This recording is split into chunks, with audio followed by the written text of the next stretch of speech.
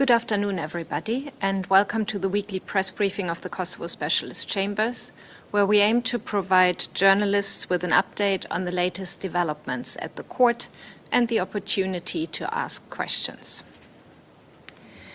In the case against Hashim Thaçi, Kadri Veseli, Recep Selimi, and Jakub Krasniqi, on 2nd April, the trial panel rejected a request by the Thaçi and Selimi defense to order the prosecution to disclose any additional evidence to the defense only and not additionally and as usual in such cases to the judges. The defendants argued that such disclosure to the judges was no longer necessary as the case was closed. In its decision, the panel distinguished between the submission of material proposed as evidence at trial and the mere disclosure of material. The panel pointed out that its judgment will be based exclusively on material admitted into evidence on the record.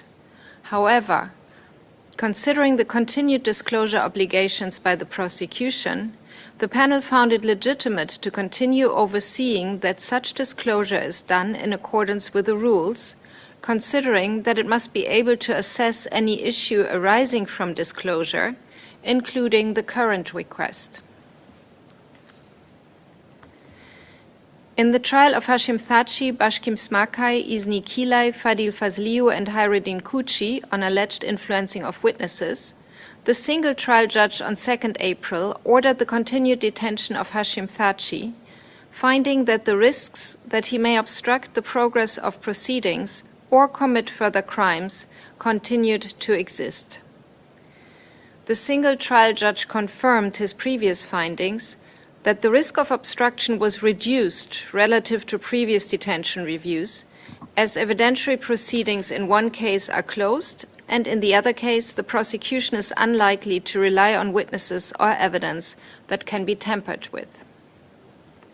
However, the single trial judge did consider that there was a certain risk that individuals who might be called as defense witnesses in this case, whose identity was not yet known, could be subject to influence.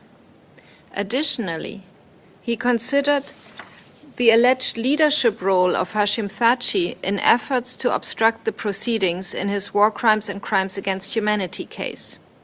He reminded that these risks must also be viewed in the context of a prevalent climate of witness intimidation in Kosovo, in particular in respect of investigations and prosecutions of crimes attributed to ex-KLA members.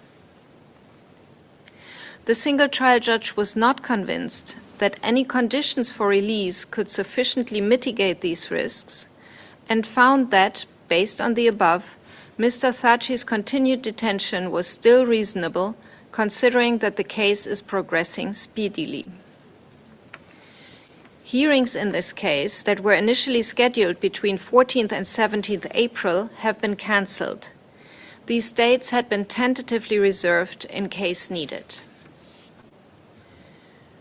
That was all from me. If there are any questions, I'll be happy to respond.